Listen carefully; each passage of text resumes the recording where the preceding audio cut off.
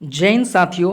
आज Bihar police constable के लिए पॉलिटिकल साइंस के महत्वपूर्ण प्रश्नों को देखने वाले हैं। पिछले क्लासों में हम सभी साथियों ने मिलकर 200 प्रश्नों को कवर कर लिया है। आज 201 प्रश्न से सुबह आरंभ करने वाले हैं। वैसे छात्र जो इस चैनल पर पहली बार जुड़ रहे हैं उन सभी छात्रों को सूचना कर दें, आप सभी को बता दें कि इस चैनल पर free of cost 1000 most selected question को सीरीज चलाया जा रहा है, जिसमें जितने भी बिहार पुलिस कांस्टेबल के सब्जेक्ट हैं, history, geography, political science, economics, physics, chemistry, math, जितने भी बिहार जी के जितने भी सब्जेक्ट है वह सभी से most important question 1000 super selected के माध्यम से आप सभी को इस चैनल पर चलाए जा रहे हैं। जो कि ज्योग्राफी का जो क्लास है वो ख़त्म हो चुका है और आज जो है पॉलिटिकल साइंस का मोस्ट वीवीआई क्वेश्चन का सीरीज जो है वो भी ख़त्म हो जाएगा। साथियों, वैसे स्टूडेंट जिन्होंने अभी तक ज्योग्राफी का क्लास नहीं देखा है तो डिस्क्रिप्शन में लिंक दिया गया है। 10 एपिसोड है, उसे आप सभी लोग आसानी से देख सकते हैं एक बार में बैठकर, क्योंकि वह सभी छोटे छोटे क्लिपों में है, 20-20 मिनट का है, तो आसानी से 200 मिनट में आप वह उसको कवर कर लेंगे। अगर 2x के स्पीड में देखते हैं तो 100 मिनट में आप लोग कवर कर लेंगे। तो सबसे पहले जाकर ज्योग्राफी को कंप्लीट कर लें, उसके बाद आप लोग पॉलिटिकल साइंस का कंप्लीट कर लेंगे। इसके बाद पिछले क्लास के बाद अब आने वाले जो क्लास हैं वह सभी आप सभी बताएंगे कि कौन सा सब्जेक्ट के लिए आप सभी को लाया जाए। वैसे मैं हिस्ट्री का टारगेट कर रहा हूँ कि हिस्ट्री जो है कल से आप लोगों का स्टार्ट किया जाए, तो आप लोग कमेंट बॉक्स में ज़रूर बताएंगे। चलिए, पहला प्रश्न आप सभी साथियों से क्या पूछा जा रहा है 201 में कि स्वतंत्र भारत में प्रथम बार संसदीय सचिव का पद किस वर्ष सृजित किया गया है। तो देखिए, प्रथम बार जो है संसदीय सचिव का पद जो है वो घोषित किया गया था 1991 में। 1991 में सबसे पहले संसद का सचिव पद का घोषित किया गया था। अगला प्रश्न सवाल नंबर 202 में आप सभी साथियों से क्या पूछा जा रहा है कि निम्नलिखित में से किसे संसद को संबोधित करने का अधिकार प्राप्त है। तो आप सभी जानते हैं कि भारत के महान न्यायवादी को जो है संसद को संबोधित करने का जो है अधिकार प्राप्त है। तो सवाल नंबर 202 का जो सही उत्तर होगा वो होगा ए। चलिए, अगला प्रश्न सवाल नंबर 203 आप सभी साथियों से क्या पूछा जा रहा है। सवाल नंबर 203 में कि लोकसभा की बैठक समाप्त की जा सकती है, किसके किसके द्वारा समाप्त किया जा सकता है। लोकसभा में अगर इतना आदमी बैठा रहे तो कौन कौन किसके द्वारा जो है लोकसभा समाप्त हो सकता है। स्थगन द्वारा या सत्रावसान द्वारा या विघटन द्वारा या उपयुक्त सभी के द्वारा। तो देखिए, लोकसभा की बैठक समाप्त किया जा सकता है स्थगन, विघटन और सत्रावसान द्वारा, तीनों से किया जा सकता है। इसका ऑप्शन सवाल नंबर 203 का ऑप्शन होगा वो ऑप्शन डी हो जाएगा। अगला प्रश्न आप सभी से पूछा जा रहा है कि राज्यसभा का अध्यक्ष होता है राष्ट्रपति द्वारा नियुक्त किया जाता है, जो कि ये गलत है। संसद द्वारा चयनित किया जाता है, जो कि ये भी गलत है। राज्यसभा का अध्यक्ष जो होता है वह अध्यक्ष होता है उप राष्ट्रपति पदेन अध्यक्ष होता है। कौन होता है? उपराष्ट्रपति पदेन अध्यक्ष होता है। तो सवाल नंबर 204 का जो सही ऑप्शन होगा वो ऑप्शन सी होगा। अगला प्रश्न सवाल नंबर 205 भारतीय संविधान में राज्य के नीति निर्देशक तत्व की संकल्पना किस देश के संविधान पर आधारित है। आप सभी को बताना है कि राज्य के नीति निर्देशक तत्व की संकल्पना किस देश के संविधान पर आधारित है। तो आप सभी जानते हैं आयरलैंड। आयरलैंड से जो है लिया गया है राज्य के नीति निर्देशक तत्व। और एक चीज़ और आपसे पूछा जाएगा कि भारतीय संविधान का जो नागरिकता का जो निर्देशक लिया गया है वो कहाँ से लिया गया है। तो आप सभी को याद होना चाहिए, वो होगा ब्रिटेन का। उसके बाद ब्रिटेन का होगा, यहाँ पर ये नहीं होगा, ब्रिटेन का होगा। उसके बाद मूल अधिकार जो है लिया गया है भारतीय संविधान में, वो कहाँ से लिया गया है? यूएसए से लिया गया है, यूनाइटेड स्टेट ऑफ अमेरिका से लिया गया है। तो आपको जो है संविधान के कहाँ कहाँ से कौन से देशों से अधिकार लिया गया है, यह सभी चीज़ें आप लोगों को काफ़ी अच्छे से याद होना चाहिए, नहीं तो आप सभी को दिक्कत हो जाएगा। क्योंकि संविधान से हर साल प्रश्न पूछे जाते हैं और इस बार भी पूछे जाएंगे। अगला प्रश्न सवाल नंबर 206 कि निम्नलिखित में से कौन सी मद भारत के संविधान की समवर्ती सूची में आती है। तो आप सभी जानते हैं कि जनसंख्या नियंत्रण और परिवार नियोजन जो है भारत के समवर्ती सूची में आती है। तो सवाल नंबर 206 का जो सही उत्तर हो जाएगा वो हो जाएगा ए। चलिए, अगला प्रश्न सवाल नंबर 207 आप सभी साथियों से क्या पूछा जा रहा है, भारतीय संविधान के किस संशोधन में वन को सूची में समवर्ती सूची में स्थानांतरित किया गया है? तो यह महावीवीआई है, इसे आप लोग याद रख लेंगे 42वां संशोधन में। चलिए अगला प्रश्न सवाल नंबर 208 आप सभी साथियों से क्या पूछा जा रहा है, भारतीय गणराज्य के संविधान को कौन सा अनुच्छेद व्यक्ति की प्राण एवं दैहिक स्वतंत्रता के संरक्षण से संबंधित है? तो वो है अनुच्छेद 21। चलिए अगला प्रश्न सवाल नंबर 209 आप सभी साथियों से पूछा जा रहा है, भारत के राष्ट्रपति से संबोधित निम्नलिखित कथनों में से कौन सा एक सही नहीं है? तो यहाँ पर आप सभी को बताना है कौन सा एक सही नहीं है। तो वह संसद का एक संगठन भाग है, बिल्कुल वह दोनों सदनों में चर्चा में भाग ले सकता है, जो कि यह गलत है। तो सवाल नंबर 209 का जो सही ऑप्शन होगा वो ऑप्शन बी हो जाएगा। चलिए अगला प्रश्न सवाल नंबर 210 आप सभी से क्या पूछा जा रहा है, कानूनी विषयों पर राज्य सरकार को कौन परामर्श दे सकता है? तो आप सभी जानते हैं कि एडवोकेट जनरल जो है वो परामर्श कर सकते हैं, उसको समझौता दे सकते हैं, बता सकते हैं। अगला प्रश्न सवाल नंबर 211 लोकसभा में राज्यों को किस आधार पर सीटें आवंटित होती है? तो लोकसभा में राज्यों का जो आधार जो सीटें आवंटित होती है वो जनसंख्या के आधार पर होती है।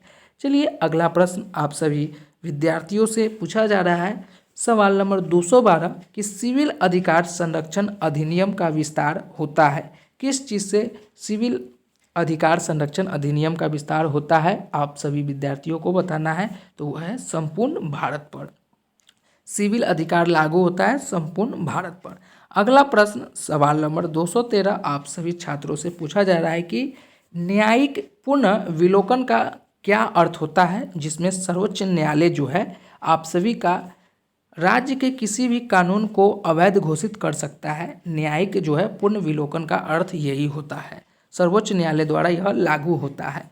अगला प्रश्न सवाल नंबर 214 आप सभी छात्रों से पूछा जा रहा है कि भारत के संविधान में निम्न में से किसके विरुद्ध अभियोग चलाने का प्रावधान नहीं है? तो राज्य के राज्यपाल के विरुद्ध जो है भारत के संविधान में कोई भी अभियोग चलाने का प्रावधान नहीं किया गया है। सवाल नंबर 214 का जो सही ऑप्शन होगा वो ऑप्शन बी हो जाएगा। अगला प्रश्न सवाल नंबर 215 आप सभी से पूछा जा रहा है, 215 कि वे विषय जिन पर केंद्र एवं राज्य सरकार दोनों कानून बना सकती है वो है उल्लेखित है। तो आप सभी जानते हैं कि समवर्ती सूची जो है उसमें जो है केंद्र एवं सरकार दोनों कानून बना सकती है। चलिए नेक्स्ट प्रश्न को देखते हैं। अगला प्रश्न आप सभी से क्या पूछा जा रहा है, यह सभी महावीवीआई है पॉलिटिकल साइंस के लिए, आप लोगों को याद होना चाहिए या रट लेना चाहिए, किसी भी प्रकार नहीं तो यह सभी क्वेश्चन आप सभी को देखने को मिलेंगे ही। अगला प्रश्न सवाल नंबर 216 में आप सभी से पूछा जा रहा है कि निम्नलिखित में से कौन एक संविधान उत्तर संस्था है? तो आप सभी जानते हैं नीति आयोग। चलिए अगला प्रश्न सवाल नंबर 217 मंडल आयोग जिसके प्रस्ताव ने अक्षुण्ण विवाद का सूत्रपात किया है को गठित करने वाले कौन हैं? तो आप सभी जानते हैं मोरारजी देसाई द्वारा जो है अक्षुण्ण विवाद का सूत्रपात द्वारा गठित किया गया है। अगला प्रश्न सवाल नंबर 218 आप सभी से पूछा जा रहा है कि यह धन विधायक है, इसका निर्णय कौन करता है? तो आप सभी जानते हैं कि प्रधानमंत्री द्वारा किया जाता है। कौन सा धन विधायक है?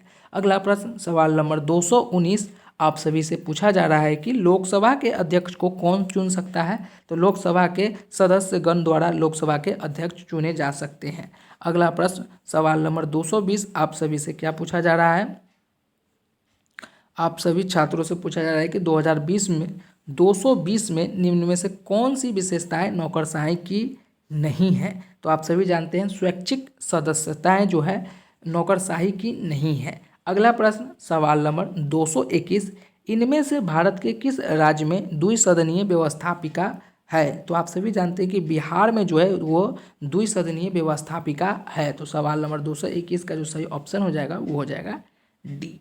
अगला प्रश्न सवाल नंबर 222 आप सभी से पूछा जा रहा है कि भारतीय सेनाओं का सर्वोच्च सेनापति कौन होते हैं? तो आप सभी जानते हैं राष्ट्रपति होते हैं।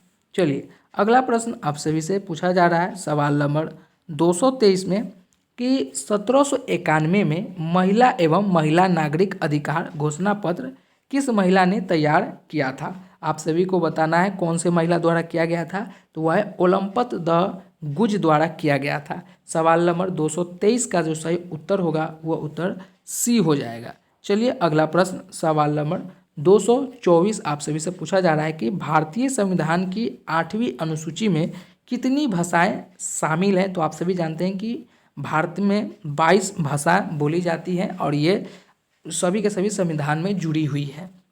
चलिए अगला प्रश्न, सवाल नंबर 225 आप सभी से क्या पूछा जा रहा है कि 225 भारतीय संविधान में मूल कर्तव्यों को जोड़ा गया था, वो है 42वें संशोधन द्वारा।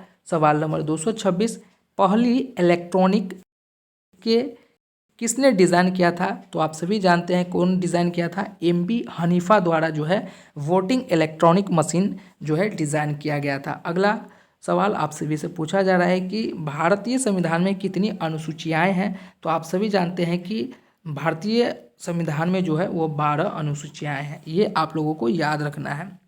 चलिए अगला प्रश्न आप सभी से पूछा जा रहा है, सवाल नंबर 228 निम्न में से कौन सी संस्था संविधान उत्तर है? आप सभी को बताना है कौन सी संस्था है, तो वह है नीति आयोग। अगला प्रश्न, योजना किस सूची में वर्णित होती है? तो आप सभी जानते हैं कि समवर्ती सूची में जो है योजना सूची सम्मिलित होती है। अगला प्रश्न, सवाल नंबर 230 आप सभी से पूछा जा रहा है कि राष्ट्रीय विकास परिषद है एक, वो क्या है? वह एक गैर संवैधानिक व्यवस्था है।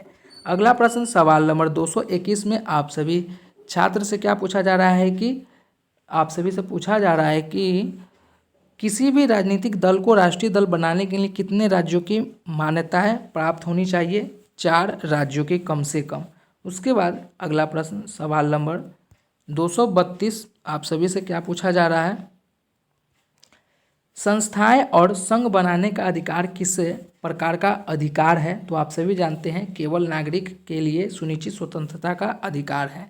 अगला प्रश्न, सवाल नंबर 233 आप सभी से पूछा जा रहा है, निम्नलिखित में से कौन सा संविधान संशोधन राष्ट्रपति को किसी भी मसले का पुनः विचार के लिए मंत्रिमंडल को भेजने की शक्ति प्रदान करता है? तो वो कौन सा है? वो है 44वां जो है मंत्रिमंडल को शक्ति भेजने का प्रदान करता है। अगला प्रश्न, सवाल नंबर 234 आप सभी से पूछा जा रहा है कि किसे भारत का नियंत्रण एवं लेखा परीक्षण नियुक्त किया गया है? तो वह है गिरीश चंद्र मुर्मू द्वारा जो है किया गया है। अगला प्रश्न, सवाल नंबर 235 सर्वोच्च न्यायालय ने निजात के अधिकार को संविधान के किस मूलभूत अधिकार के अधीन रखा है? तो आप सभी जानते हैं अनुच्छेद 21 के आधार पर रखा है। अगला प्रश्न, सवाल नंबर 236 आप सभी से पूछा जा रहा है, भारतीय संविधान की उद्देशिका में न्याय शब्द निम्नलिखित में से किस संघ का उल्लेखित नहीं है? तो आप सभी जानते हैं कि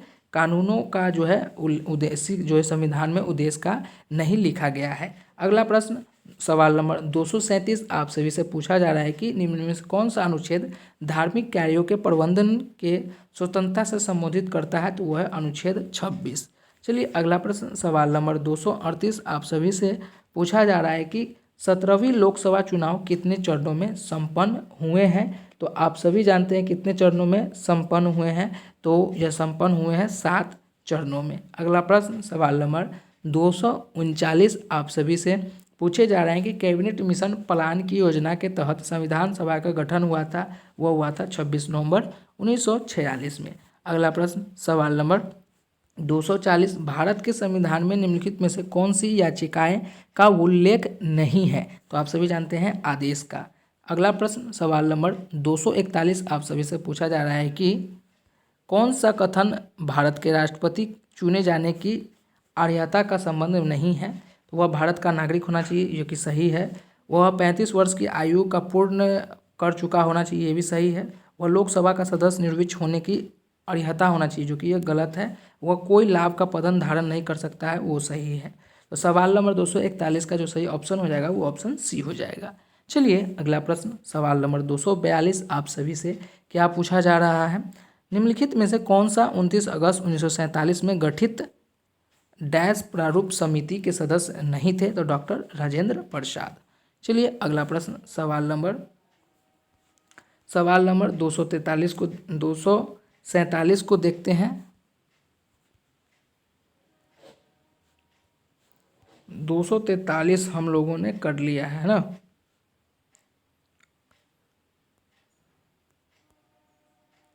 दो 243 को हम लोगों ने कर लिया है। 1 मिनट थोड़ा सा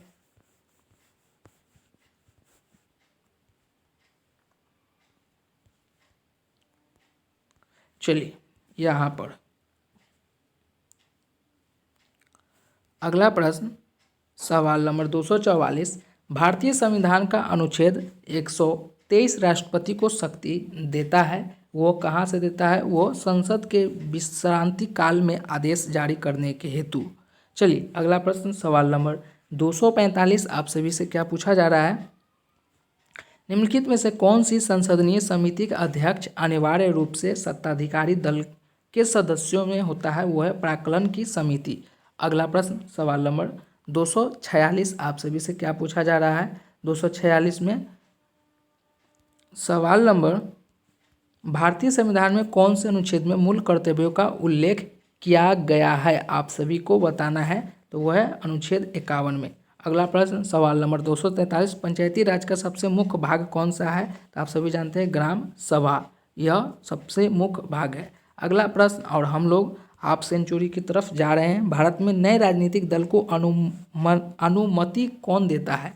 अनुमति कौन देता है? तो आप सभी जानते हैं चुनाव आयोग। अगला प्रश्न सेकेंड लास्ट, भारतीय संविधान में 44वें अनुच्छेद के अनुसार समान संहिता की परिकल्पना निम्नलिखित में से किसने किया था? आप सभी को बताना है। तो वो है नागरिकों के द्वारा।